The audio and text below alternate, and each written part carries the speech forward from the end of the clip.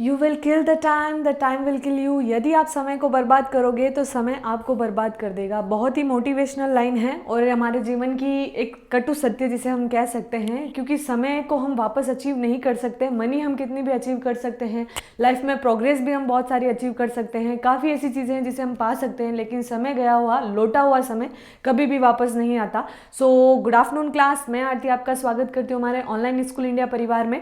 आज हम स्टार्ट करेंगे हमारा चैप्टर 6 का सेकंड पार्ट। सो बढ़ते हैं हम हमारे चैप्टर की तरफ। आई होप आप लोग अपनी स्टडी कंटिन्यू कर रहे होंगे। आपको कुछ भी डाउट्स रहता है तो प्लीज़ कमेंट सेक्शन में अपने डाउट्स डालते रहिए। मैं आपको पूरा सपोर्ट करूँगी। आपको कुछ भी इशू आ रहे हैं नोट्स प्रिपेयर करने में है, आंसर राइटिंग में, या फिर कोई कॉन्सेप्ट आपको समझ नहीं आ रहा, तो I am always for that. तो प्लीज़ अगर आपको कुछ डाउट रहता है तो मुझे बताइएगा। ओके, तो क्लास में हम आज स्टार्ट कर रहे हैं। हमारा जो चैप्टर बहुत ही इंटरेस्टिंग चैप्टर है, स्पेशली इसलिए क्योंकि इसमें थ्योरी के साथ साथ कुछ चीज़ें जो पहले से के चैप्टर से रिलेट की हुई हैं, जैसे कि आंतरिक अंतर्जातीय बल और बहिर्जातीय बलों के बारे में हमने कल पढ़ा था। उन्हीं बलों, उन्हीं फोर्सेस की वजह से आकृतियों का जो निर्माण होता है वो किस प्रकार से होता है। देखिए, अगर हम अंतर्जनित बल की बात करते हैं तो आपको कल मैंने आपको समझाया था कि अंतर्जनित जो बल होते हैं, पटल विरूपण बल, और एक होता है हमारा आकस्मिक बल। आकस्मिक जो अचानक से जो फोर्स लगता है उससे कई सारी चीज़ें बनती है, जैसे कि नेचुरल डिजास्टर्स में आपके भूकंप, ज्वालामुखी विस्फोट या भूस्खलन, ऐसी परिस्थितियां उत्पन्न होती है। लेकिन जो हम पटल विरूपण बल की बात करते हैं वो एक धीमी प्रक्रिया वाला बल है, जैसे पर्वतों का निर्माण होना। तो हम ये कह सकते हैं कि अंतर्जनित जो बल है वो निर्माण की प्रक्रिया की बात करते हैं, जबकि बहिर्जनित जो बल है या बाहरी स्थिति वाले जो बल है वो बल तोड़ने की बात करते हैं, क्योंकि उसमें अपक्षय, निक्षेपण, इरोजन की बातें की जाती है, जैसे अपर्दन, अपक्षय, निक्षेपण और बृहद क्षरण। ये सारी स्थितियां किसको बताती है? ये बहिर्जनित स्थितियों को बताती है। इसलिए हम कह सकते हैं कि अंतर्जनित बल या आंतरिक जो प्रक्रिया है वो आपको निर्माण की प्रक्रिया में हेल्प करती है, लेकिन बहिर्जनित जो प्रक्रिया है वो आपकी कंटिन्यू लेवल पे अगर हम बात करें तो वो एक स्थिति का तोड़ने का प्रयास करती है, एक नई स्थलाकृति या नई स्थिति को जन्म देती है। तो हम इन दोनों के कॉन्सेप्ट के साथ हमारे चैप्टर में हम आगे बढ़ेंगे। हमने कल बात कर ली थी हमारे चैप्टर में,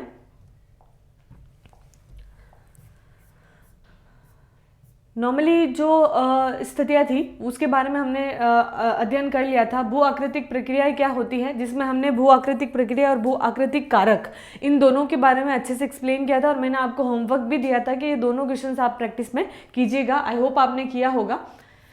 आज हम बात करेंगे अंतर्जनिक बल के बारे में, कि जो आंतरिक क्रियाओं पे जो इंडोजेनिक फोर्सेस जो है उसमें क्या क्या चीज़ें रहती हैं। तो इंडोजेनिक फोर्सेस की पृथ्वी के जो आंतरिक हिस्सा है उसमें ऊर्जा भू आकृतिक प्रक्रियाओं के बल की बात करें तो इसमें जो फोर्स लगता है वो रेडियोधर्मी क्रियाओं या घूर्णन जैसी स्थिति या ज्वारीय घर्षण तथा पृथ्वी की उत्पत्ति से जुड़ी उष्मा द्वारा उत्पन्न होती है। यानी अंतर्जनित प्रक्रियाओं में या आंतरिक बल में जो बल लगता है, पटल विरूपण बल है या ज्वालामुखी वाला जो बल है, ये बल किस प्रकार से उत्पन्न होता है? ये बल पृथ्वी की स्थिति की वजह से, क्योंकि पृथ्वी के अंदर सबसे पहली चीज तो क्या है? उष्मा है। ये आपको अच्छे से पता है।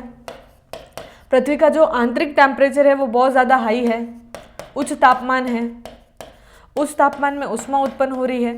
उष्मा उत्पन्न हो रही है तो उसमें क्या है? पदार्थ क्या हो रहे हैं? पिघल रहे हैं।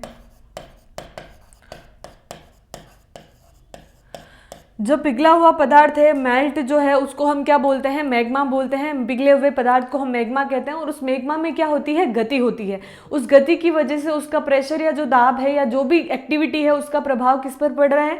हमारे भू परपट्टी की प्लेटों पर। तो इन प्लेटों में होने वाली एक्टिविटी के द्वारा ही हमारी स्थलाकृतियों का निर्माण होता है। तो कहीं ना कहीं आंतरिक स्थिति का प्रभाव हम हमारी ऊपरी स्थिति पर देख सकते हैं। तो ये कॉन्सेप्ट था हमारा आंतरिक अंतर्जातीय प्रक्रियाओं का। बहुत ईजी मेथड्स है, आपको बहुत बार ये चीज़ें समझा दी गई है, और इसको अब आप रिलेट करते हुए पढ़ेंगे तो ये चैप्टर आपको बहुत आसान लगेगा। क्योंकि जो मिट्टी का इरोजन है, जो अगर हम ये कि मृदा कैसे बनती है, मृदा का निर्माण कैसे होता है, तो कहीं ना कहीं ये सारी चीज़ें उसको बनाने में बहुत ज़्यादा महत्वपूर्ण भूमिका निभाती है। एक चट्टान से ही मिट्टी का निर्माण होता है। ये पूरी प्रक्रिया हम समझेंगे हमारे इसी चैप्टर में। उष्मा उत्पन्न होती है, भूतापीय प्रवणता, अंदर से निकले उष्मा प्रवाह से प्राप्त ऊर्जा, पटल विरूपण और ज्वालामुखी जैसी जो प्रतीत होती है। तो पटल विरूपण बल क्या है ये हमने बहुत डिटेल से कर लिया था। आई होप अब आपको पटल विरूपण में कोई इशू नहीं होगा। ज्वालामुखीयता जो है हमारा आकस्मिक अचानक से होने वाला जो बल है उसकी वजह से एक स्थिति या जो प्रभाव होता है वो हमारा जो ये कहलाता है। भूतापीय प्रवणता के अंदर उष्मा प्रवाह भूपर्पट्टी की मोटाई एवं दृढ़ता में अंतर के कारण अंतर्जनित बलों के कार्य समान नहीं होते। ये प्लीज आप इसको अंडरलाइन कीजिएगा, ये क्या कहना चाह रहा है। इसका मतलब ये है कि जो आंतरिक प्रक्रियाओं में जो बल होता है भूपर्पट्टी की से, जैसे हमारी प्लेट्स हैं, उन प्लेट्स की जो मोटाई है, जो उनकी थिकनेस जो है मोटाई, वो आपकी कहीं ना कहीं इक्वल नहीं है। किसी प्लेट की अगर हम मोटाई की बात करें, हो सकता है 50 किलोमीटर हो, किसी की हो सकता है 15 किलोमीटर ही हो। तो जहाँ पे मोटाई कम होगी, देखिए ज्वालामुखी विस्फोट कहाँ होगा, जहाँ पे उसको फटने में आसानी होगी। तो एक बड़ी परत की जगह अगर एक पतली परत होगी तो वहाँ ज्वालामुखी जल्दी से फटेगी। जैसे कि ये एक परत है और एक पतली परत है, तो ज्वालामुखी का प्रभाव ज़्यादा कहाँ पे रहेगा, जहाँ पे आपको परपट्टी जो होगी वो उसकी मोटाई जो होगी या दृढ़ता जो होगी वो थोड़ी कम होगी, वहाँ पे आपको क्या होगी, ज्वालामुखी विस्फोट ज़्यादा दिखाई देंगे।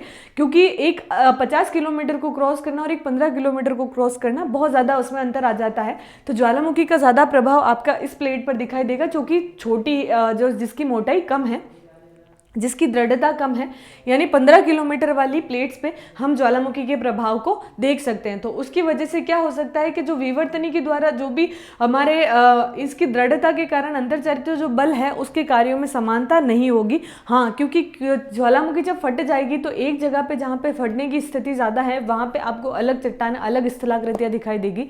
जहाँ आपकी कम स्थिति है वहाँ पे विपरीत स्थितियाँ दिखाई देगी। तो भूपर्पट्टी का आकार, भूपर्पट्टी का शेप उसको भी प्रभावित करता है आकृतियों के निर्माण में। आई होप आपको ये लाइन अच्छे से समझ आ गई होगी।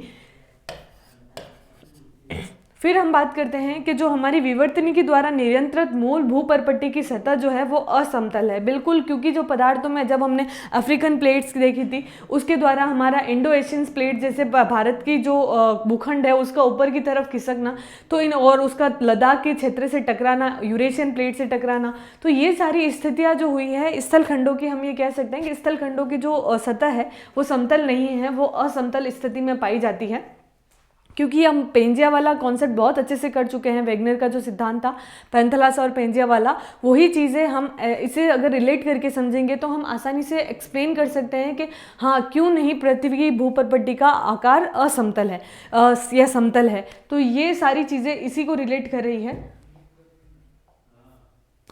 पटल विरूपण क्या होता है ये अब हम समझेंगे। वैसे हालांकि हमने इसको बहुत अच्छे से समझा है, लेकिन वापस हम एक बार इसको आंतरिक प्रक्रिया की बात करते हैं। तो अंतर्जातीय स्थिति में क्या होता है कि निर्माण की प्रक्रिया होती है। तो पटल विरूपण बल एक पर्वतों के निर्माण में भी भूमिका निभाता है।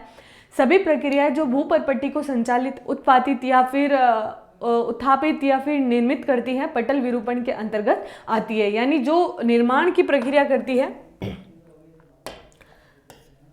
वो आपकी पटल विरूपण कहलाएगी। इसमें निम्नलिखित सम्मिलित हैं, जैसे कि तीक्ष्ण वलयन के माध्यम से पर्वत निर्माण, भूपर्पट्टी की लंबी एवं संकीर्ण पट्टियों को प्रभावित करने वाली परिवर्तनकारी प्रक्रिया, धरातल के बड़े भाग के उत्थान या विकृति में संलग्न महाद्वीप रचना संबंधी प्रक्रिया या अपेक्षाकृत छोटे स्थानीय संचालन के कारण उत्पन्न भूकंप, परपट्टी प्लेट के क्षैतिज संचलन करने में प्लेट विवर्तनिकी की भूमिका। तो ये सारे जो कॉन्सेप्ट है अगर हम इसको समझे, धरातल की जो स्थिति है, धरातल में भी जो भी विकृतियां बनती है, धरातल की जो भी असमानताएं हैं या धरातल पे जो भी आकार या आकृतियां बनती है उसमें इसकी भूमिका रहती है, क्योंकि ये निर्माण की प्रक्रिया को जन्म देती है। और प्लेट विवर्तनिकी में इसकी भूमिका रहती है क्योंकि प्लेटों में जब संचालन होता है, आप समझिएगा इस कॉन्सेप्ट को, पटल विरूपण जो स्थिति है ये आपके धरातल की जो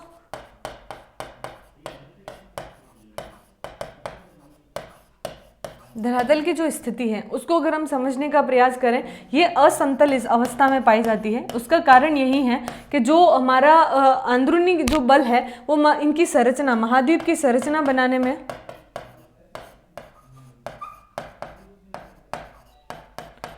संरचना को निर्माण, महाद्वीपों की संरचना का निर्माण और एक पर्वतनी क्या होती है जिसमें पर्वत की रचना की प्रक्रिया होती है, पर्वतों का निर्माण की प्रक्रिया ही पर्वतनी कहलाती है।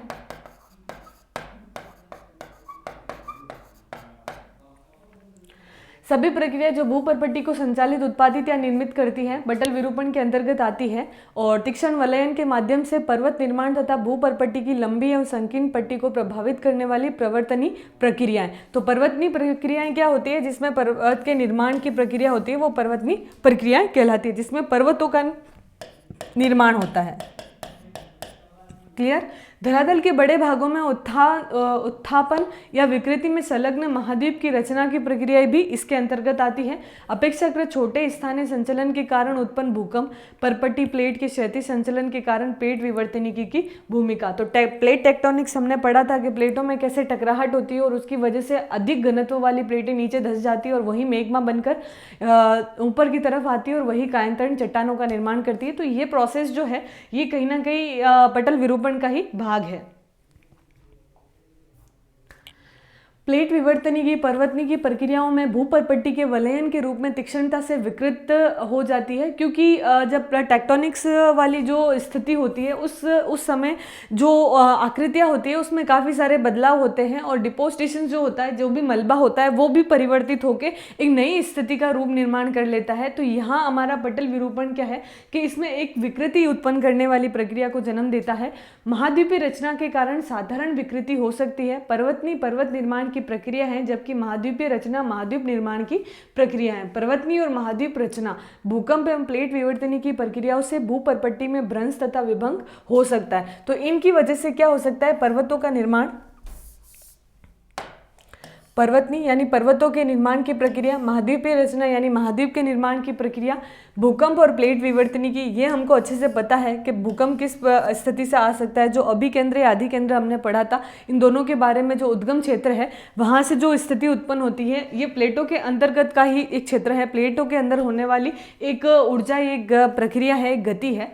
उनके कारण जो भूपर्पट्टी में भ्रंश उत्पन्न हो जाते हैं, जो गर्त उत्पन्न होते हैं, गर्त या खड्डे, उसमें उसकी स्थिति और इन सभी प्रक्रियाओं के कारण एक दबाव, आयतन तथा तापक्रम में परिवर्तन होता है। तो जो भी प्रेशर होता है, जो भी उसकी डेंसिटी होती है, तो इन सब में क्या होता है, एक बदलाव देखने को मिलता है, क्योंकि स्थितियां बदल जाती है। जब गति होती है किसी चीज़ में तो उसकी सारी चीज़ों को वो बदलाव करने का प्रयास करती है, जिसके फलस्वरूप सेलों का कायांतरण प्रेरित होता है, जिसकी वजह से क्या होती है कि सेलों में पुनः कायांतरण चट्टानी यानी सेलों में बदलाव होना शुरू हो जाता है। तो ये निर्माण की प्रक्रिया के बारे में बताया गया है कि महाद्वीपीय निर्माण की प्रक्रिया और पर्वतनी, जो पर्वतों के निर्माण की प्रक्रिया में कौन सी चीज़ कार्य करती है, पटल विरूपण कार्य करती है।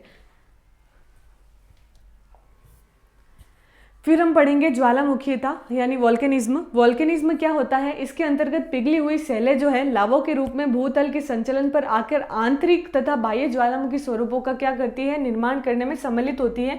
और इस पुस्तक की द्वितीय इकाई में आप ज्वालामुखी शीर्षक के बारे में बहुत अच्छे से पढ़ भी चुके हैं, हमने बहुत अच्छे से पढ़ा था।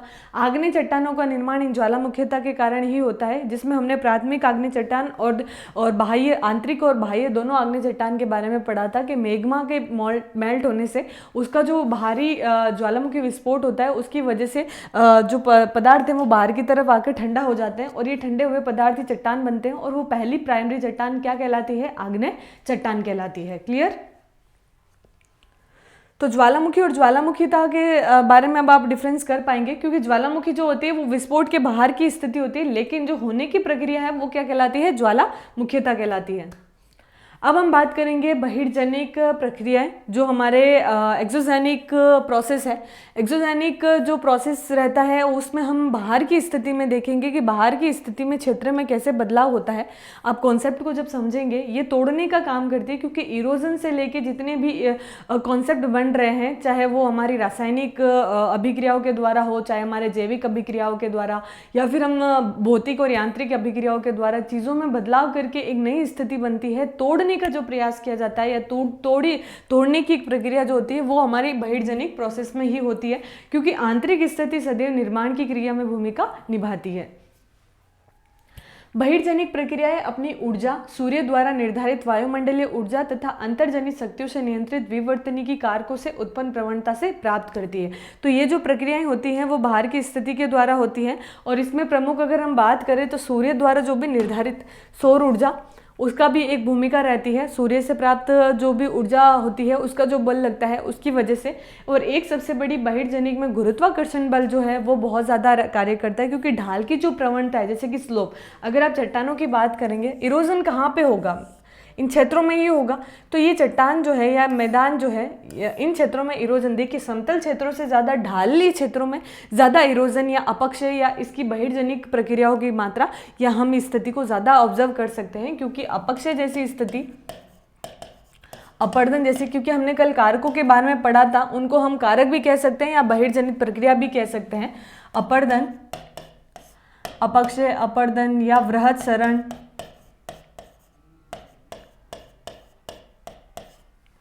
अपक्षय हो गया, अपरदन हो गया, वृहत सरण हो गया, निक्षेपण हो गया।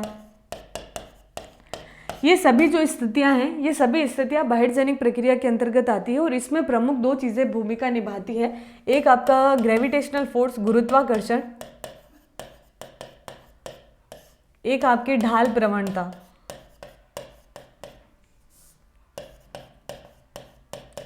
ढाल प्रवणता से हमारा क्या तात्पर्य है? ढाल प्रवणता जैसे कि स्लोप, मान लीजिए यहाँ पे किसी क्षेत्र का अपक्षय हो रहा है, यानी उस क्षेत्र का कटाव हो रहा है, तो गुरुत्वाकर्षण बल का कारण ढाल पे ज़्यादा अधिक लगेगा, क्योंकि उस चीज़ों को वो वहाँ से स्लोप में बहा के या वहाँ के क्षेत्र को ज़्यादा प्रभावित करेगी। तो यहाँ जो चीज़ है, गुरुत्वाकर्षण बल ढाल युक्त सतह वाले धरातल पर कार्यरत रहता है, ढाल की दिशा में पदार्थ को संचालित करता है। प्रति इकाई क्षेत्र पर अनुप्रयुक्त बल को प्रतिबल या स्ट्रेस कहते हैं। तो जो भी फोर्स लगता है उस दबाव की वजह से एक विपरीत फोर्स जो हमें देखने को मिलता है, प्रतिबल, यानी उसके अपोजिट जो बल लगता है उसे हम प्रतिबल कहते हैं। वही स्थिति स्ट्रेस की होती है। जैसे आप स्प्रिंग लेते हैं, स्प्रिंग को अगर आप पुश करेंगे, खींचने अपनी तरफ लेके जाएंगे, तो वो फोर्स आप महसूस करेंगे कि अंदर से भी एक फोर्स लग रहा है जो उसको अंदर की तरफ खींच रहा है। तो वही चीज़ है यहाँ पे, क्योंकि गुरुत्वाकर्षण जो ग्रेविटेशनल फोर्स है वो चीज़ों को आकर्षित करता है अपनी ओर। तो उसकी वजह से जो भी स्लोप वाले इलाके होंगे वहाँ आपको ये इरोजन्स के प्रोसेस ज़्यादा दिखाई देंगे, क्योंकि वो उसको अपनी ओर ही आकर्षित करेंगे। जैसे कि पानी के बहाव अगर आप समतल दिशा में ले जाएंगे वहाँ गुरुत्वाकर्षण बल ज़्यादा नहीं होगा, लेकिन अगर आप ढालों क्षेत्रों में जाएंगे तो वो उसको बहुत तेज़ी से अपनी तरफ खींचने का प्रयास करेगा। तो ये प्रतिबल लगता है, स्ट्रेस का एक हम कह सकते हैं एक क्षेत्र का निर्माण करती है, जिससे वहाँ पे एक प्रतिबल उत्पन्न होता है, स्ट्रेस उत्पन्न होता है। आई होप आपको ये कॉन्सेप्ट समझ में आ रहा होगा। ज़्यादा हैक्टिक नहीं करना है चीज़ों को। अगर आप सिंप्लीफाई तरीके से समझते रहेंगे तो बहुत इजी टू इजी मेथड्स में हम कंप्लीट करेंगे। हमारा टारगेट 11th की पूरी बुक्स को अच्छे से रिवाइज करना है, एक एक कॉन्सेप्ट पे बात करनी है। कुछ वर्ड्स ऐसे होंगे जो शायद आपके लिए इंपॉर्टेंट भी नहीं है, लेकिन हम उसको थोड़ा सा अगर एक्सप्लेन कर देते हैं तो हमारे लिए समझना आसान हो जाता है, एक कॉन्फिडेंट बूस्टअप हो जाता है हमारे माइंड में कि हाँ अगर ये चीज़ इतना टफ है और हम कर सकते हैं तो हमारे लिए सारी चीज़ें आसान है। वैसे भी चाहे कोई सब्जेक्ट हो, चाहे साइंस हो, आर्ट्स हो, कॉमर्स हो, हर सब्जेक्ट एक ही चीज़ मांगते हैं, आपके एफर्ट्स। उससे अगर आप उससे बेटर अपॉर्चुनिटी आपको कोई नहीं दे सकता। आप खुद के एफर्ट्स के द्वारा ही अपने कॉन्सेप्ट को अच्छा कर सकते हैं। जितना हो सके आप मेहनत कीजिए और मेहनत का फल कहते हैं ज़रूर मिलता है, आज नहीं तो कल मिलेगा। लेकिन अब हमें कल पे नहीं बैठना है, क्योंकि हमारे 11th के एग्ज़ाम बहुत नज़दीक आने वाले हैं। बहुत चीज़ों को हम फटाफट से कंप्लीट नहीं करेंगे। हम इजी टू इजी मेथड्स में भी चल रहे हैं, लेकिन रेगुलर बेसिस पे आप क्लासेस और विजुलाइज करते रहिए और नोट्स मेंटेन करके रखिए, बहुत हेल्प रहेगी। मैं सीरियसली इस चीज़ बार बार रिपीट कर रही हूँ, क्योंकि एग्जाम टाइम में आप पजल्ड हो जाएंगे। हमारे साथ भी यही सीन होता था। एट द मोमेंट आपको कुछ भी याद नहीं रहेगा, ये PDF एज इट इज़ पड़ी रह जाएगी और एग्ज़ाम भी कंप्लीट हो जाएंगे। तो प्लीज़ प्रैक्टिस करते रहिए, मेरा यही कहना है। और एज अ टीचर मैं आपको गाइड कर सकती हूँ, आपको समझा सकती हूँ, आपको रास्ता दिखा सकती हूँ, लेकिन चलना आप ही को है। ओके, उसके बाद हम आगे बढ़ते हैं बहिर्जनिक प्रक्रिया में। Just a minute.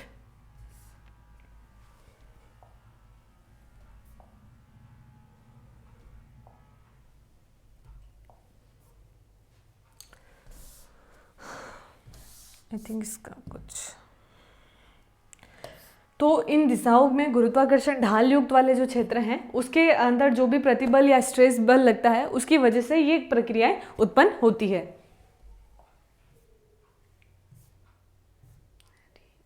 Just a minute, I think कुछ इशू हो गया है।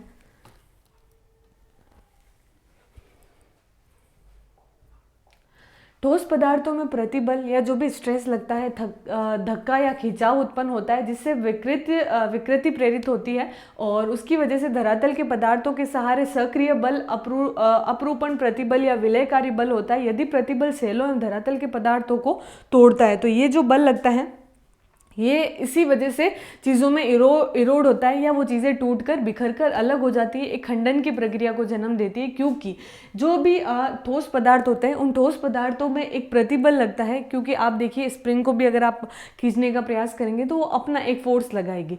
तो उस वस्तु को, उस पदार्थ को अगर हम दबाव देते हैं, एक प्रेशर लगता है, तो उसके अंदर से भी एक प्रतिबल, एक फोर्स लगता है। उस फोर्स की वजह से क्या होता है, वो चीज़ें टूटकर अलग हो जाती है। जैसे कि आप एनालाइज कीजिए, इसका प्रभाव दबाव, दाब से भी है, टेम्परेचर से भी है, प्रेशर से भी है। अगर आप लो टेम्परेचर की तरफ जाएंगे तो वहाँ पे क्या होगा, प्रेशर बहुत ज़्यादा हाई होगा, क्योंकि प्रेशर और टेम्परेचर दोनों एक दूसरे के अपोजिट कार्य करते हैं। जैसे कि आप जब क्लाइमेट वाला चैप्टर पढ़ेंगे तो बहुत ही अच्छे से मैं आपको समझाऊंगी। अगर हमारे कॉन्सेप्ट में, इंडिया के कॉन्सेप्ट में जब क्लाइमेट आएगा उसके बारे में तब हम पढ़ेंगे तापमान और दाब। तो जो तापमान है, टेम्परेचर जो है हमारा, और प्रेशर, जब टेम्परेचर हाई होता है प्रेशर सदैव क्या होता है, लो होता है। और यदि टेम्परेचर लो है तो प्रेशर क्या होगा, हाई होगा। ये दोनों एक दूसरे के विपरीत कार्य करते हैं।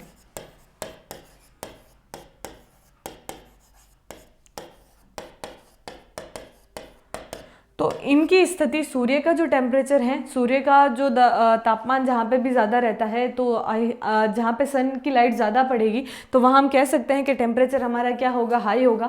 तो जहाँ पे भी हाई प्रेशर होगा वहाँ पे टेम्परेचर क्या होगा, सदैव लो होगा। तो हम ये कह सकते हैं कि ऊंचाई वाले जो इलाके हैं, पर्वत पहाड़ियों वाले, वहाँ टेम्परेचर क्या होता है, आपका लो होता है टेम्परेचर। तो वहाँ पे प्रेशर क्या क्रिएट होगा, वो हाई प्रेशर बेल्ट को क्रिएट करेगा। इसीलिए विंड की जो हवाओं की जब हम बात करते हैं, हम सदैव यही चीज़ कहते हैं कि जो पवनें हैं वो हाई प्रेशर से लो प्रेशर की तरफ मूव करती है। तो ये कॉन्सेप्ट जब हम समझने का प्रयास करते हैं तो यही स्थिति हमारे ठोस अवस्था के पदार्थों में होती है। क्योंकि एक फोर्स जो होता है, एक प्रेशर जो लगता है, उस प्रेशर का प्रभाव उसको तोड़ने में, उसको खंडन करने में मदद करता है। और उसके क्या होता है, वही स्ट्रेस जो कहलाता है वो प्रतिबल कहलाता है। इसे हम अपरूपण प्रतिबल कहते हैं। और इसी वजह से क्या होता है कि ये पदार्थ जो है ये सेलों को धरातल पर तोड़ने का कार्य करता है। उसके बाद अपरूपण प्रतिबल का परिणाम कोणीय विस्थापन या विसर्पण, फिसलन के द्वारा होता है। जो स्लोप बनती है, जो ढाले होती है, क्योंकि वहाँ पे आपको प्रभाव ज़्यादा दिखाई देगा। जैसे कि अपक्षय का होता है, या भूस्खलन जिसमें हम प्रक्रिया कह सकते हैं, भूस्खलन यानी लैंडस्लाइड। भूस्खलन की जो प्रक्रिया होती है, लैंडस्लाइड की जो स्थिति होती है, वो यही परिणाम होती है, जिसकी वजह से कोणीय आवेग जो होता है, हमारा कोणीय विस्थापन जो होता है, वहाँ पे एक फिसलन की प्रक्रिया पे ज़्यादा ये देखने को मिलता है।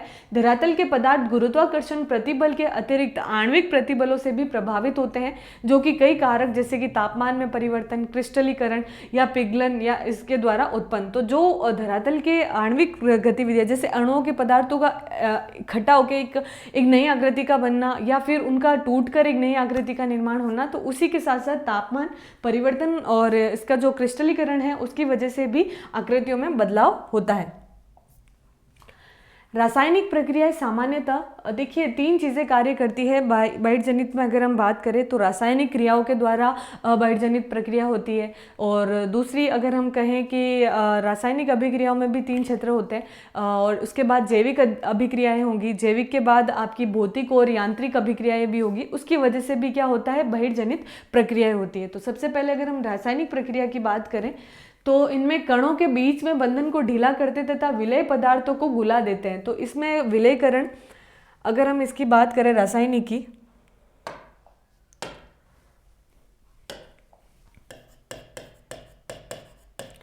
रासायनिक जो पदार्थ हैं उसमें आपको घोलने वाली विलेयकरण, विलयन, कार्बनीकरण, ऑक्सीकरण, ऐसे कई चीज़ें आपको देखने को मिलेगी रासायनिक पदार्थों में, क्योंकि पदार्थ जब दो पदार्थ आपस में मिलकर एक नए पदार्थ का गठन करते हैं, ये चीज़ सिंपल से कॉन्सेप्ट में अगर हम समझे, ज़्यादा हम केमिस्ट्री फिजिक्स में ना जाए, हम एक अपने कॉन्सेप्ट पे चले कि रासायनिक अभिक्रियाओं का प्रभाव चट्टानों के इरोजन में या उनको नए आकार देने में कैसे भूमिका निभाता है। तो ये कॉन्सेप्ट सिंपल सा है कि अगर मान लीजिए किसी पदार्थ में एक अन्य स्थिति का घुलना या अन्य स्थिति का आ जाना उसकी एक स्थिति में एक नई क्रिएटिविटी लेके आ जाता है, तो यही विलयन का मतलब ये होता है कि जल का एसिड, आपने एसिड रेन सुनी होगी, अम्लीय वर्षा, इसका कारण यही है। देखिए हमारा वायुमंडल जो है अलग अलग गैसेस से निर्मित है, ये हमने पढ़ा था हमारे चैप्टर की स्टार्टिंग में। हाइड्रोजन, हीलियम, जितने भी O2, ऑक्सीजन जो है हमारा, नाइट्रोजन है, नाइट्रिक एसिड है, सल्फर डाइऑक्साइड है, जितनी भी गैसेस हैं वो हमारा उसी से, हमारा गैसों से, बल्क से ही हमारा वायुमंडल का निर्माण हुआ है। तो ये गैसें क्या करती है, जो भी धरातल की स्थिति है, धरातल पे जो भी प्रदूषण होता है वो एक आकार, एक वायुमंडल में गैस क्या करेगी, हमेशा फैलने का कार्य करती है, ये एक्सपैंड होती है, एक जगह पे बल पे इकट्ठी नहीं रहती, ये एक्सपैंड का कार्य करती है। तो जब वातावरण में ये सारी चीज़ें एक्सपैंड होती है तो उस वर्षा के साथ वो पुनः पृथ्वी पर आती है। तो ये पृथ्वी पर आने की प्रक्रिया की वजह से क्या होता है, जैसे कि आपने सुना होगा कि एसिड रेन का प्रभाव बहुत पड़ता है कि चट्टानों में परत जम जाती है। अगर आप ताजमहल की, अगर इसी का हम एग्जाम्पल देखें एसिड रेन का, तो यूपी का जो 7वां अजूबा हमारे भारत का ताजमहल बना हुआ है, वहाँ यमुना नदी के किनारे बढ़ रहे प्रदूषण की वजह से गैसेस एक्सपेंड हो रही है, हानिकारक गैसेस एक्सपेंड हो रही है, जिसकी वजह से धरातल पर पुनः वो वर्षा के रूप में आती है।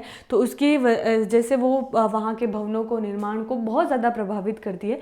तो जियोग्राफिकल लेवल पे इसका प्रभाव हम एक्सप्लेन ऐसे कर सकते हैं कि जो एसिड रेन होती है उसको उसको एक सिंपल वे से समझ सकते हैं कि एसिड रेन की वजह से जैसे वो स्थितियाँ बदल रही है या उस पर एक पीली परत जम रही है, तो ये कारण क्या है, हमारा इन्हीं ऑक्सीकरण की अभिक्रियाओं की वजह से है। तो चट्टानों पर भी ये स्थितियाँ बदलती है, जिसकी वजह से क्या होते हैं, एक विलयन की स्थिति उत्पन्न होती है। ये रासायनिक प्रक्रिया में कार्बनीकरण की स्थिति उत्पन्न होती है, एक ऑक्सीकरण की स्थिति उत्पन्न होती है। तो ये क्या रहते हैं, हम इसको पढ़ेंगे। विलयकरण पदार्थों में घुल जाते हैं और इस प्रकार धरातल के पदार्थों के पिंड जो है वो प्रतिबल का विकास, अपक्षय, वृहत, क्षरण, संचलन, अपरदन और निक्षेपण का मूल कारण बनते हैं। तो यही कारण है कि जो भी हमारे इरोजन्स हो रहे हैं उसका प्रभाव हमारे रासायनिक क्षेत्रों के या रासायनिक अपघटकों की वजह से भी होता है। तो इसकी वजह से हम ये कह सकते हैं कि चट्टानों के तोड़ने की प्रक्रिया या फिर चट्टानों के टूटने की प्रक्रिया बनने लग जाती है। चूंकि धरातल पर विभिन्न प्रकार के जलवायु प्रदेश मिलते हैं, इसलिए बहिर्जनिक भू आकृतिक प्रक्रियाएं जो हैं एक प्रदेश से दूसरे प्रदेश में भिन्न होती है, बिल्कुल भिन्न होगी। अगर हम अलग इस क्षेत्र की बात करें, जो भी हमारा क्षेत्र रहता है, एक सिंपल सा एक कॉन्सेप्ट जब हम समझते हैं, जस्ट अ मिनट,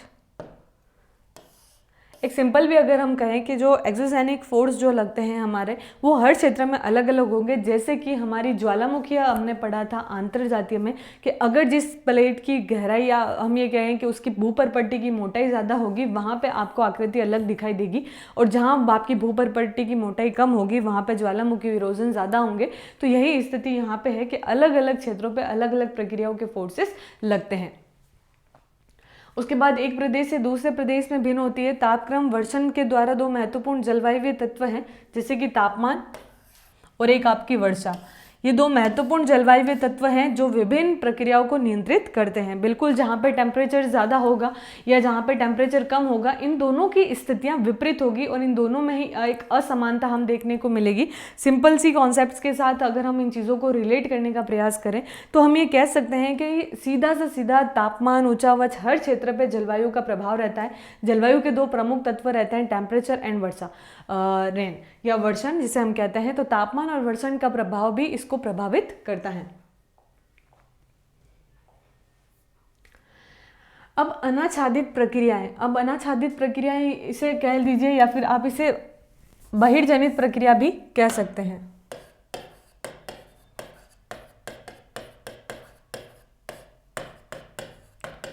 क्योंकि ये तोड़ने का कार्य कर रही है, तो इसमें प्रमुख क्या क्या है, इसके प्रक्रियाओं में अगर हम बात करें, अपक्षय भी होगा, बृहत संचलन भी होगा और अपरदन होगा, इरोजन भी होगा। अपक्षय क्या होता है, डिपोजिशन जिसे हम कहते हैं, गुरुत्वाकर्षण के आणविक बल की वजह से तथा रासायनिक क्रियाओं की वजह से अपक्षय होता है। गुरुत्वाकर्षण जो भी स्लोप और ढालों में लगता है, उसके ढाल वाले प्रभाव को इकट्ठा करेगा। जैसे कि ये ढाल है तो गुरुत्वाकर्षण यहाँ पे लग रहा है, तो ये टूटे हुए खंडों को एक जगह पे क्या कर रहा है, इकट्ठा कर रहा है। तो ये क्या कहलाएगा। अब आपको कंफ्यूजन नहीं करना है, क्योंकि अपक्ष और अपर्दन हम बहुत अच्छे से समझ चुके हैं कि अपर्दन हवा के द्वारा, जल के द्वारा, हिम के द्वारा एक स्थान से दूसरे स्थान पर ले जाने की। आच्छादित मतलब क्या होता है, अनाच्छादन यानी उसका एक परत का अनावरण होना, वहां से हटना परत का, तो वो हमारा कहलाता है अनाच्छादन। तो ये प्रक्रियाएं किसकी वजह से हो रही है, अपक्ष की गुरुत्वाकर्षण के कारण, आणविक दाब के कारण और रासायनिक क्रियाओं के कारण। फिर हमारा आता है वृहद संचलन। वृहद संचलन में भी हमारा ग्रेविटेशनल फोर्स लगेगा। वृहद संचलन का मतलब क्या होता है, वृहद संचलन यानी एक बड़ी अवस्था में उसका प्रभाव या प्रारंभ होना, ये एक स्थिति का निर्माण होना, वो हमारा वृहद संचलन कहलाता है। अपर्दन, अपर्दन यानी हवा द्वारा, जल द्वारा स्थान से एक स्थान से दूसरे स्थान पर, इसमें गतिज ऊर्जा, गतिज ऊर्जा यानी गति करने वाली ऊर्जा, आप सिंपल सा समझिए इसको, गति करने वाली ऊर्जा। तो हवा के द्वारा गति होती है, जैसे कि मिट्टी का टीला यहाँ बना हुआ है, हवा से वो मिट्टी उड़ के यहाँ पे इकट्ठी हो गई, तो ये गति हुई, हवा के द्वारा गति हुई, तो इसलिए हमारा ये क्या कहलाया, ये चीज़ कहलाई हमारी अपर्दन। जबकि अपक्ष जो होता है वो एक स्थिति में एक ही क्षेत्र की, अगर हम बात करें एक सिंपल कॉन्सेप्ट में कि ग्रेविटेशनल फोर्स, जैसे कि किसी चट्टान का यहाँ से टूटकर एक ही जगह यहाँ पे गुरुत्वाकर्षण बल लगने के कारण एक स्लोपी ढाल की क्षेत्र का यहाँ पे इकट्ठा हो जाना। जैसे कि आपने देखा होगा नदियाँ जब अपने भाव क्षेत्र में होती है, पहाड़ियों से निकलती है, पहाड़ियों से निकल कर ये मैदानों में लाके क्या करती है, एक इकट्ठा कर देती है, क्योंकि मैदानों की तरफ ग्रेविटेशनल फोर्स उस स्लोप वाले क्षेत्र को या ढाल प्रवाह को अपनी ओर आकर्षित करता है और वो सारी चीजें वहां इकट्ठी हो जाती है। तो ढालों पे हम ये कह सकते हैं कि अपक्ष की प्रक्रिया ज्यादा देखने को मिलती है। अब हम बात करेंगे कि सभी बहिर्जनिक जो भू आकृतिक प्रक्रिया है, एक सामान्य शब्दावली होती है अनाच्छादन। अनाच्छादन के अंतर्गत ये होता है कि निरावृत अनावरण हटाना या हटना, जो ऊपर का जो चीज़ है उसकी परत का हटना, अनावरण मैंने आपको बता दिया था। अपक्ष, वृहद चरण, संचलन, अपर्दन, परिवहन आदि इसमें सम्मिलित किए जाते हैं। बिल्कुल एक स्थान से दूसरे स्थान पर जो गति की जाती है उसकी वजह से एक प्रक्रिया जो होती है वो हमारी अनाच्छादन की प्रक्रिया कहलाती है। प्रवाह क्षेत्र अनाच्छादन प्रक्रिया और उससे संबंधित प्रेरक बल को दर्शाता है। इससे ये स्पष्ट हो जाना चाहिए कि प्रत्येक प्रक्रियाओं के लिए एक विशिष्ट प्रेरक बल कार्य करता है। तो एक बल जो फोर्स होता है वो एक विशिष्ट बल कार्य करता है इसमें, इस गति में। बहिर्जनिक भू आकृतिक प्रक्रिया एक क्षेत्र से दूसरे क्षेत्र में भिन्न भिन्न होती है। जैसा कि स्पष्ट है कि पृथ्वी के धरातल पर तापीय प्रवणता के कारण भिन्न भिन्न जलवायु प्रदेश स्थित है, जो कि अक्षांशीय मौसमी एवं जल थल विस्तार में भी भिन्नता द्वारा उत्पन्न होते हैं।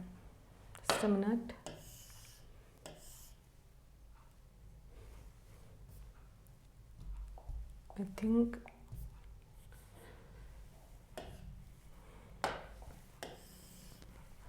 बहिर्जनिक जो भू आकृतियां हैं, एक मिनट, जस्ट अ मिनट।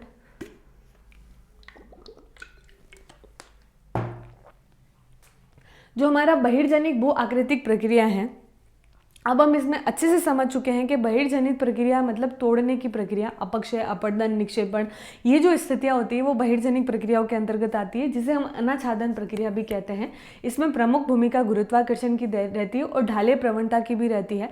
और 3 क्षेत्र इसमें कार्य करते हैं। एक रासायनिक अभिक्रिया, इसके भौतिक क्षेत्र या यांत्रिक क्षेत्र जो गति वाली प्रक्रिया होती है, जिसमें हवा, जल या फिर नदियों द्वारा ये स्थिति जो बनती है वो हमारी गतिज में आ जाती है, अपरदन की प्रक्रिया को जन्म देती है। एक है हमारी जैविक क्रिया। जैविक क्रिया क्या होती है वो भी हम समझेंगे हमारे चैप्टर में।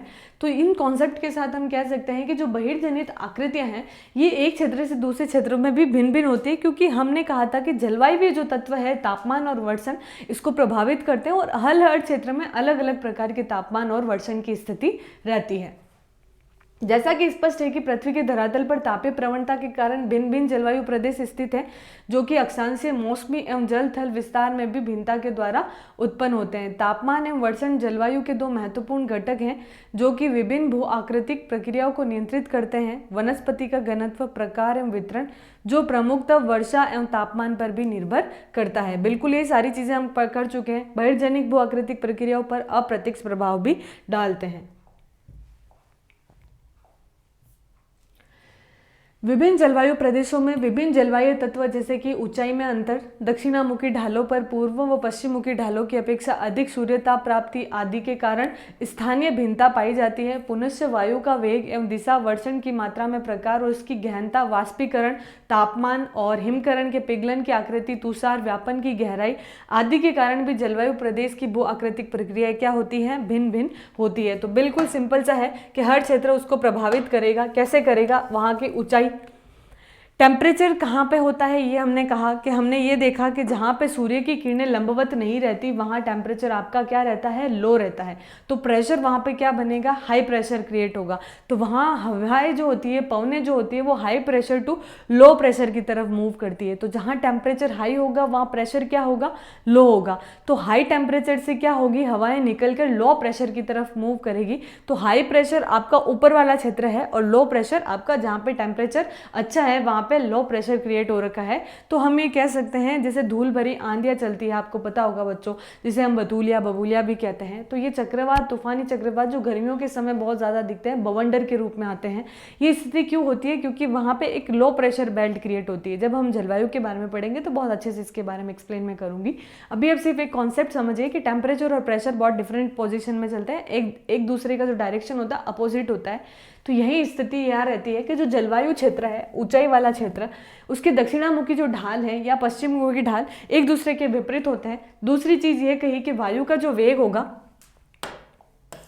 उसकी वजह से, वर्षा की मात्रा की वजह से और वाष्पीकरण की वजह से, तापमान की वजह से, हिमकरण के पिघलने की वजह से, तो हर स्थिति की वजह से, क्योंकि बर्फ पिघलेंगे तो वहाँ की स्थिति भी कितनी परिवर्तित होगी। नदियों के रूप में कुछ आकृतियों एक परत के आवरण को ढक देती है, कुछ बर्फ जमा होकर एक नई स्थलाकृति बना देती है, या बर्फ पिघल के एक बनी हुई स्थलाकृति को तोड़ देती है। तो ये स्थितियाँ क्यों होती है? ये जलवायु प्रदेशों में भिन्न भिन्न क्षेत्रों में होगी और अलग अलग प्रकार से होती है। यदि जलवायु कारक समान होते या मान लेते हैं कि भाई सब जगह एक जैसा ही टेम्परेचर होता, सब जगह एक ही जैसी स्थिति होती, तो क्या होता? तो भू आकृतिक प्रक्रियाओं के कार्यों की गहनता, सेलों के प्रकार और संरचना उस पर भी निर्भर करती। तो चट्टानों की जो स्थितियां रहती वो भी शायद हो सकता है एक समान रहती, लेकिन ऐसा नहीं है। संरचना का वलन, भ्रंश, संस्तर या पूर्वाभिमुखीकरण, झुकाव और जोड़ों की उपस्थिति या अनुपस्थिति, संस्तरण, तल घटक, खनिजों की कठोरता या कोमलता और उनकी रासायनिक संवेदनशीलता, पारगम्यता या अपारगम्यता आदि इसमें सम्मिलित माने गए हैं। तो जो भी कारक हैं वो उसको एक दूसरे को, घटक को, खनिजों को प्रभावित करने में भूमिका निभाते हैं। विभिन्न प्रकार की सेलों अपनी संरचनाओं में भिन्नता के कारण भू आकृतिक प्रतिक्रियाओं के प्रति विभिन्न प्रतिरोध क्षमता प्रस्तुत करती है। एक विशेष सेल एक प्रक्रिया के प्रति प्रतिरोधपूर्ण तथा वही दूसरी प्रक्रिया के प्रति प्रतिरोध रहित हो सकती है। विभिन्न जलवायु दशाओं में एक विशेष प्रकार की सेलों जैसे कि भू आकृतिक प्रक्रियाओं के प्रति भिन्न भिन्न अंशों का प्रतिरोध प्रस्तुत करती है। तो ये जो स्थिति रहती है, अगर हम चट्टानों की संरचनाओं की बात करें तो ये आकृतियां भी एक दूसरे के प्रतिरोध या एक समानांतर अपोजिट डायरेक्शंस में भी बनती है। तो इसका कारण कहीं ना कहीं हर एक पॉइंट है जो हमारा जलवायु स्तर से लेकर उसकी संरचनाओं को भी प्रभावित करता है।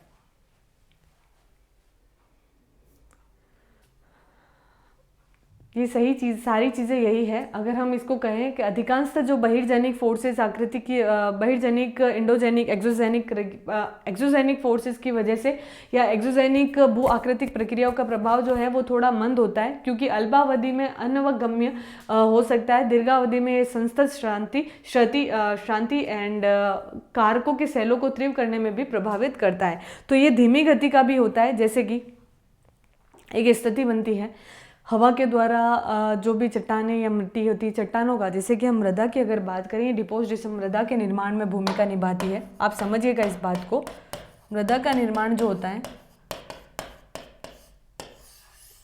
इसमें बहिर्जनित जो प्रक्रिया होती है,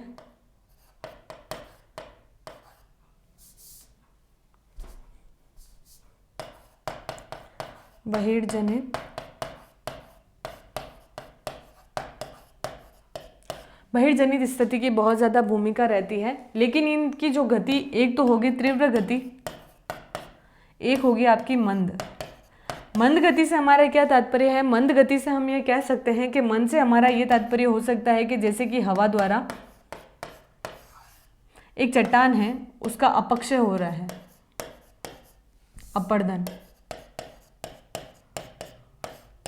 अपर्दन की जो स्थिति, लेकिन अगर तीव्र गति की कहें, जैसे कि लैंडस्लाइड हुआ, भूस्खलन हुआ, भूस्खलन, ये जो स्थिति है हमारी कहीं ना कहीं अपक्षय का आधार है, क्योंकि ढालीय क्षेत्रों में, स्लोप वाले इलाकों में वो टूटकर पूरी अलग हो जाती है। तो ये तीव्र गति से भी होती है। अपर्दन एक मंद गति की भी प्रक्रिया हो जाती है, जो धीरे धीरे हवा के द्वारा, नदियों के द्वारा एक तोड़कर अलग करती है। तो मृदा के निर्माण में ये बहुत बड़ी भूमिका निभाते हैं। तो हम ये कह सकते हैं कि ये दोनों ही गतियों में कार्य करती है। इन दोनों की भू आकृति का निर्माण करने में, स्थलाकृतियों के निर्माण में इसकी प्रमुख भूमिका रहती है।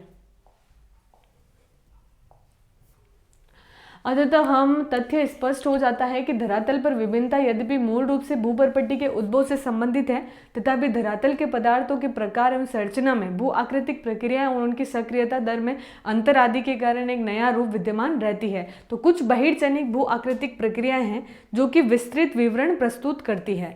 अब देखिए, हमने जलवायु के बारे में बात की, टेम्परेचर के बारे में, वर्षा के बारे में। तो आंतरिक जो बल लग रहा है वो एक प्रकार से निर्माण को जन्म दे रहा है, लेकिन बहिर्जनिक फोर्सेस इसको तोड़ने का प्रयास कर रहे हैं, जिसमें हर क्षेत्र की अलग अलग विभिन्नता हम कह सकते हैं, क्योंकि हर चीज़ों को प्रभावित करने की एक गति होती है।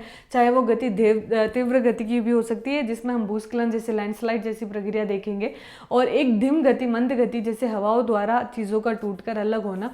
तो ये प्रक्रिया बहुत एक लंबी प्रक्रिया भी चल सकती है। जैसे कि आग्नेय अवसादी चट्टानों के निर्माण में हमने देखा था कि कायांतरी चट्टानों के बनने की प्रक्रिया बहुत लंबे प्रोसेस से चलती है। आई होप आपको कॉन्सेप्ट्स बहुत समझ आ रहे होंगे। ये क्लास हमारी थोड़ी सी लंबी रहेगी, क्योंकि हम काफ़ी चीज़ों को इसमें कवर अप करेंगे, क्योंकि मिड में अगर हमने छोड़ दिया तो हो सकता है आपको थोड़ी चीज़ें मैसअप लगने लग जाए। तो इसको हम पूरा प्रोसेस के साथ थोड़ा सा लंबा लेके चल रहे हैं, इसको हम कंप्लीट कर देंगे। उसके बाद हमारी एक और क्लास रहेगी जिसमें मृदा के निर्माण की हम बात करेंगे। अब हम बात करेंगे अपक्षय क्या है। देखिए, अपक्षय का मतलब, देखिए यहाँ पे हम एक विदरिंग वाटर के द्वारा कैसे हो रहा है। एक चट्टान है, आप स्लाइड को भी समझ सकते हैं सिंपल वे से।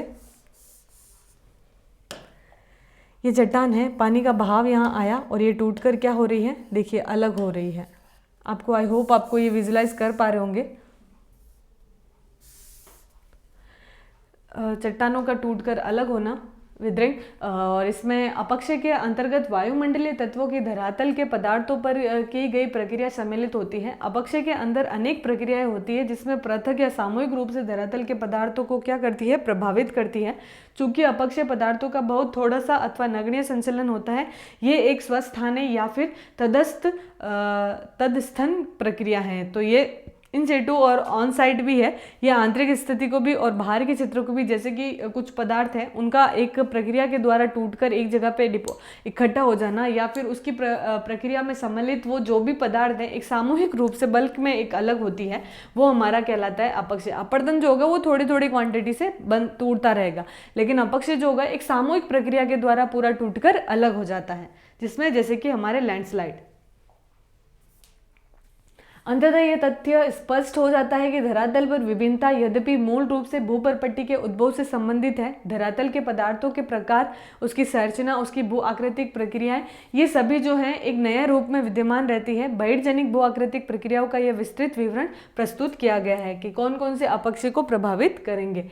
अपक्षय को प्रभावित करने के लिए अपक्षय को मौसम एवं जलवायु के कार्यों के माध्यम से सेलों के यांत्रिक खंडन, रासायनिक वियोजन के रूप में प्रकाशित किया जाता है या परिभाषित किया जाता है। तो अपक्षय क्या होता है? अपक्षय एक सामूहिक रूप से होने वाली गतिविधि, एक प्रक्रिया है जो तोड़ने में भूमिका निभाती है और मौसम और जलवायु के कार्यों के माध्यम से, वेदर और क्लाइमेट, इनके माध्यम से क्या होता है कि सेलों में यांत्रिक विखंडन होता है और रासायनिक वियोजन भी होता है और जैविक प्रक्रिया के द्वारा भी विखंडन होता है। तो ये तीन क्षेत्र इसको परिभाषित करने में भूमिका निभाते हैं। पहला क्षेत्र हमारा कौन सा हो जाएगा? रासायनिक। दूसरा क्षेत्र हमारा कौन सा हो जाएगा? भौतिक। तीसरा क्षेत्र हमारा कौन सा हो जाएगा? इसे हम यांत्रिक भी बोल सकते हैं। तीसरा क्षेत्र हमारा हो जाएगा जैविक। तो रासायनिक अभिक्रियाओं में हमारे कौन कौन से हमने देखे थे? कार्बनीकरण, ऑक्सीकरण, एक है हमारा विलयन। क्लियर? यांत्रिक में हमारा जो भी हवा, जल, नदी, हिमन, हिम के द्वारा, तो ये सभी भौतिक के अंतर्गत आएंगे। जैविक मतलब जीवों के द्वारा, जैसे कि केंचुआ, चूहा, जो भी जीव होते हैं सूक्ष्म जीव, उनके द्वारा भी क्या होता है, हमारे अपक्षय की प्रक्रिया होती है। कैसे, अब हम उसको पढ़ेंगे हमारे नेक्स्ट इसी पॉइंट में। हम जैसे कि यहाँ पे चट्टानों के निर्माण की अवस्था, जलवायु और अपक्षय में जो मेंटल की गहराई है उसके बारे में बताने का प्रयास किया है। हालांकि इतना इंपॉर्टेंट नहीं है, एक छोटा सा कॉन्सेप्ट ही है। अपक्षय प्रक्रियाओं में जटिल भौमिकी, जलवायु व स्थलाकृति, वनस्पति कारकों प्रानुकूलित और होती है, और इस सब में जलवायु की विशेष महत्वता है। न केवल अपक्षय प्रक्रियाएं अपितु अपक्षय मेंटल की गहराई भी एक जलवायु से दूसरे जलवायु में भिन्न भिन्न होती है। बिल्कुल होती है। मेंटल का भाग अगर हम कहें, जो हमने लास्ट स्लोप देखा था, यही चीज मेंटल यानी पृथ्वी की, मेंटल पृथ्वी की भूपरपट्टी पे, हमने पढ़ा था इसके बारे में, भूपरपट्टी के नीचे से 900 किलोमीटर का क्षेत्र हमारा क्या होता है, मेंटल होता है। ये चीज़ हमने पढ़ी थी। तो मेंटल के जो क्षेत्र है, मेंटल की अगर हम बात करें तो मेंटल की स्थिति के आधार पर एक अपक्षय की प्रक्रिया कैसे प्रभावित होती है, तो यहाँ हमारे कॉन्सेप्ट में दे रखा है। आप समझिएगा कि जो मेंटल है उसके अपक्षय के मेंटल की गहराई में जलवायु से दूसरे जलवायु में भिन्न भिन्न मात्रा पाई जाती है। एक क्षेत्र जो है हमारा पृथ्वी की भूपरपट्टी पर, उसके आंतरिक स्थिति के प्रभाव से जो भी चट्टानें बनती है उसमें क्या होता है, एक इरोजन की स्थिति उत्पन्न होती है, एक अपक्षय की स्थिति जो एक सामूहिक रूप से प्रक्रिया को जन्म देती है, एक सामूहिक रूप से बल्क में अलग होती है। उसकी प्रभाव में एक जो भूमिका है वो हमारा मौसम और जलवायु, यानी हम ये कह सकते हैं वेदर और टेम्परेचर, ये दोनों इसमें भूमिका निभाते हैं। जो 3 क्षेत्रों के रूप में, जैसे कि रासायनिक अम्लीय वर्षा के बारे में मैंने आपको बताया था, और जैविक के रूप में अगर हम कहें हवाओं के द्वारा, मिट्टी के द्वारा, तो एक प्रक्रिया लंबी प्रक्रिया धीमी गति वाली भी होती है और एक तेज गति वाली भी होती है। तो इससे क्या होता है कि हमारी स्थलाकृतियों और वानस्पतिक प्रानुकूलित होती है, और इसमें जलवायु के विशेष महत्व के साथ अपक्षय प्रक्रियाओं में अपक्षय मेंटल की गहराई के साथ जलवायु एक दूसरे से भिन्न भिन्न होती है। अलग अलग क्षेत्र की अलग अलग जलवायु होती है। अपक्षय प्रक्रियाओं में 3 प्रमुख कारक हैं। एक हमारा है रासायनिक, भौतिक, यांत्रिक, जैविक, जो कि मैंने आपको बताया था। अब उसके बारे में हम डिटेल से समझेंगे कि अकेले काम करती है, परंतु प्राय किसी एक प्रक्रिया का अधिक महत्वपूर्ण योगदान भी देखा जा सकता है। तो तीनों अलग अलग कार्य में अपक्षय में भूमिका निभाते हैं। पहले है हमारा रासायनिक अपक्षय अभिक्रियाएं, केमिकल का क्या प्रोसेस है इसमें अगर हम देखें अपक्षय में, तो अपक्षय प्रक्रियाओं का एक समूह, जैसे कि विलयन, कार्बोनेटीकरण, जलायोजन और ऑक्सीकरण और न्यूनीकरण। ये तीनों चीज़ें जो हैं, विलयन यानी उस चीज़ का विघटन या अलग, कार्बोनेटीकरण जैसे कि विलयन में आपका घोल हो जाएगा, जैसे कि जल प्लस एसिड या अम्ल के इकट्ठे होने से एक नए पदार्थ का गठन होता है, जैसे कि मैंने एसिड रेन आपको बताया था, अम्लीय वर्षा इसका उदाहरण हो सकता है। कार्बोनेटीकरण यानी कार्बोनेट यानी सल्फर डाइकार्बोनेट, अगर हम कहें कि उसमें अगर एक मात्रा में एक नया पदार्थ जुड़ता है तो एक नए पदार्थ का वो गठन करता है, तो उसकी वजह से भी एक प्रक्रिया बनती है। एक जलायोजन, जल का उसमें समायोजन हो जाना। ऑक्सीकरण, न्यूनीकरण यानी उसका कम हो जाना। सेलों के अपघटन में, उसके विलयन में और न्यूनीकरण में क्या करती है, भूमिका निभाती है, जो कि रासायनिक क्रियाओं द्वारा समूह अवस्था में परिवर्तित हो जाती है। ऑक्सीकरण धरातलीय जल, मृदा जल एवं अन्य अम्लों की प्रक्रिया द्वारा चट्टानों का न्यूनीकरण होता है। इसमें ऊष्मा के साथ जल एवं वायु की विद्यमानता सभी रासायनिक प्रक्रियाओं को तीव्र गति देने के लिए भी आवश्यक है। तो हमारी रासायनिक प्रक्रियाओं में ऑक्सीजन, कार्बन डाइऑक्साइड, इसकी भूमिका जल में, वायु में, इसकी उपस्थिति से भी क्या होता है, एक नए पदार्थों के गठन में, एक नई स्थिति को, संरचना को जन्म देने में भूमिका निभाते हैं।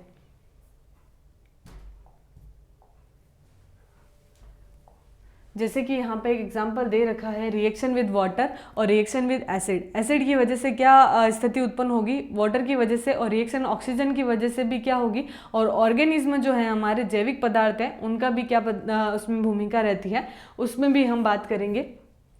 वायु में विद्यमान कार्बन डाइऑक्साइड के अतिरिक्त पौधे और पशुओं का अपघटन भूमिगत कार्बन डाइऑक्साइड की मात्रा को बढ़ा देता है। विभिन्न खनिजों एवं रासायनिक प्रतिक्रिया किसी अनुसंधानशाला में प्रतिक्रिया के समान ही होती है। तो जो भी स्थिति बनती है कार्बन डाइऑक्साइड की, अगर हम बात करें या खनिजों की अवस्था की बात करें, तो इन अवस्थाओं के बारे में एक अनुसंधानशाला की प्रक्रियाओं की समानता के रूप में हम स्थिति को विजुअलाइज कर सकते हैं कि इनकी क्या भूमिका, जैसे कि हमारे वायुमंडल में जो भी गैसेज है मैंने आपको बताया था, उसकी वजह से भी कितना प्रभाव उसको विपरीत कर देता है। अब हम बात करेंगे कि भौतिक अपक्षय का क्या प्रभाव रहता है। भौतिक फोर्स में अगर हम कहें, यांत्रिक अपक्षय प्रक्रिया कुछ अनुप्रयुक्त बलों के कारण निर्भर रहती है, जैसे कि अनुप्रयुक्त बल जो होते हैं जिसमें गुरुत्वाकर्षण बल, अत्यधिक ऊपर भार दाब वाले अपरूपण प्रतिरूप, जैसे कि शेयर स्ट्रेस हमने बात की थी कि स्ट्रेस जो उसके विपरीत प्रतिबल लगता है उसका, तापक्रम में परिवर्तन, क्रिस्टलीकरण के कारण वृद्धि एवं पशुओं के क्रियाकलापों के कारण भी उत्पन्न विस्तारण, शुष्कन व आर्द्रन चक्रों में नियंत्रित जल का दाब। तो आपको ये इतनी डिटेल, वैसे भी देखिए इतने एक एक पॉइंट्स को अगर हम रट्टा मारना शुरू करेंगे तो इम्पॉसिबल है। आपको सिर्फ इतना समझना है, जो मैंने आपको कॉन्सेप्ट पहले समझाया, आपके माइंड में एक चीज़ सेट कर लेनी है कि जो हमारा बहिर्जनित जो बल है वो हमारी प्रक्रियाओं में 4 घटक होते हैं। उसमें अपक्षय, अपर्दन, बृहत्क्षरण और निक्षेपण। अपक्षय की जब बात की जाती है, ये एक सामूहिक रूप से होने वाली प्रक्रिया है जिसमें 3 प्रमुख प्रकार हैं या उसको प्रभावित या उसको घटित करने में भूमिका निभाते हैं। वो है हमारे रासायनिक अभिक्रिया। रासायनिक अभिक्रिया के तात्पर्य में हमारा आ जाएगा ऑक्सीकरण, कार्बोनेटीकरण, विलयन, न्यूनीकरण या जो भी हमारा क्षेत्र रहता है उसके अंतर्गत हम बात करेंगे। उसके बाद हमने कहा कि जो हमारा भौतिक क्षेत्र है, भौतिक क्षेत्र से तात्पर्य क्या होगा कि ये हमारा कार्य करेगा एक बल से, जिसमें हम हमारा विपरीत बल की बात करते हैं। उसकी वजह से एक फिजिकल प्रोसेस होता है। फिजिकल प्रोसेस का मतलब ये होता है कि एक इरोजन हुआ, उस पदार्थ का होने की घटना में एक क्षेत्र में न्यूनतम गति से एक प्रक्रिया होती है और उसकी वजह से एक पदार्थ टूटकर अलग हो जाता है। ये एक विपरीत अवस्था में गुरुत्वाकर्षण के साथ लगने वाला अपरूपण प्रतिबल कहलाता है। तापक्रम में परिवर्तन, क्रिस्टलीकरण, द्रवों में वृद्धि एवं पशुओं के क्रियाकलापों के कारण उत्पन्न विस्तारण, शुष्कन व आर्द्रन चक्रों में भी इसका जल के साथ दबाव होता है। क्लियर? इसको अगर हम जितना भी अगर एक एक्सप्लेन भी करेंगे तो भी हमारा कॉन्सेप्ट उतना ही रहेगा। Just a minute. इनमें से कई बल धरातल के विभिन्न धरातल पदार्थों के अंदर अनुप्रयुक्त होते हैं, जिसमें सेलों के विभंग होते हैं, और भौतिक अपक्षय प्रक्रियाओं में अधिकांश तापीय विस्तारण और दाब के निर्मुक्त होने के कारण होते हैं। प्रक्रियाएं लघु एवं मंद होती हैं, परंतु कई बार संकुचन एवं विस्तारण के कारण सेलों के सतत क्षति एवं फलस्वरूप ये सेलों को बड़ी हानि भी पहुंचा सकती है। तो हमारे जो सेलों की प्रक्रिया है, हम ये चट्टानों की बात करते हैं, तो चट्टानों की स्थिति में जो होने वाले फिजिकल प्रोसेस है, फिजिकल बदलाव, वो एक बड़ी गति, एक बड़ी मात्रा में होते हैं। तो इसको प्रभावित करने में कौन कौन सी तापीय, वहाँ का प्रेशर, वहाँ का टेम्परेचर इसको प्रभावित करता है। तो ये आ जाएगा आपका फिजिकल प्रोसेस में। उसके बाद आता है आपका जैविक कार्य एवं अपक्षय। जैविक कार्य की जब बात की जाती है तो जैविक अपक्षय जीवों की वृद्धि या संचालन में उत्पन्न अपक्षय वातावरण और भौतिक परिवर्तन के खनिजों के साथ स्थानांतरण की दिशा में एक योगदान निभाता है, जैसे कि केंचुआ हो गया, दीमक हो गया, चूहे। अब आप समझिए कि चूहों द्वारा, केंचुओं द्वारा भी कैसे अपर्दन हो सकता है या अपक्षय की स्थिति उत्पन्न हो सकती है। बिल्कुल हो सकती है। आपने चूहों का कभी बिल देखा होगा, वो उसमें खड्डा करते हैं, जैसे ही खड्डा करेंगे वहाँ पे कोई जल इकट्ठा होगा तो वो उस जल नीचे की अवस्था में या कहीं पे भी जाएगा, उस क्षेत्र में जाके वो क्या करेगा, एक विलयन की स्थिति, एक पदार्थों को घोल देगा और एक नए आकार का, एक नई परिस्थिति को जन्म देगा। तो ये भी इसमें महत्वपूर्ण भूमिका निभाते हैं। तो कौन कौन हो जाएंगे हमारे जैविक में आपके केंचुआ, दीमक, चूहे और ये सभी हमारी भूमिका निभाएंगे। खोदने एवं वेजिंग के द्वारा नई सतहों का निर्माण करते हैं, जिससे रासायनिक प्रक्रिया के लिए अनावृत सतह में नमी और हवा के वेदन में सहायता मिलती है। तो ये जैविक क्रियाएं जीवों के द्वारा जब की जाती है तो रासायनिक प्रक्रियाओं को पूर्ण करने में भी ये भूमिका निभाते हैं, जिसकी वजह से वहाँ में अपक्षय की मात्रा या अपक्षय की स्थिति उत्पन्न हो जाती है। मानव की वनस्पतियों को अस्त व्यस्त कर, खेत जोतकर, मिट्टी में कृषि, धरातलीय पदार्थ, वायु, जल, खनिजों के मिश्रण तथा उन्हें नए संपर्क में स्थापित करने में सहायक होता है। सड़ने वाले पदार्थों और पशुओं के द्वारा ह्यूमिक, कार्बनिक और अम्ल जैसे तत्वों के द्वारा उत्पादन में योगदान करते हैं और तत्वों का सड़ना, क्षरण, गूलन बढ़ जाता है और पौधे की जड़ें धरातल के पदार्थों पर जबरदस्त दबाव डालती है, जिसकी वजह से एक यांत्रिक ढंग से तोड़कर अलग कर दी जाती है। तो ये प्रोसेस इन्हीं की वजह से होता है, तो ये जैविक क्रिया के अंतर्गत आता है। अब अपक्षय के विशेष प्रभाव क्या है, उसका महत्व क्या है, उसकी स्थितियाँ क्या है, उसके बाद मृदा का निर्माण कैसे होता है, ये सारी चीज़ें, भूस्खलन क्या है, ये सब पढ़ेंगे हम हमारे नेक्स्ट क्लास में। अब तक आई थिंक आपके लिए सफिशिएंट होना चाहिए, नहीं तो आपको सारी चीज़ें पजल्ड हो जाएगी। सो ये चीज़ आप पढ़िएगा एक बार, और अगर आपको टाइम मिलता है तो आगे वाली स्लाइड्स को जो भी है एक बार ग्रो थ्रू हो जाइएगा, एक बार पढ़िएगा, कोशिश कीजिए, क्योंकि जब आप सेकंड टाइम उसको पढ़ते हैं तो आपको वो बहुत आसानी से याद हो जाती है। तो खुद से थोड़े से एफर्ट्स लगाना शुरू कीजिए एंड अपना ध्यान भी रखिए। Take care yourself. मिलते हैं हम हमारे नेक्स्ट क्लास में। Good bye.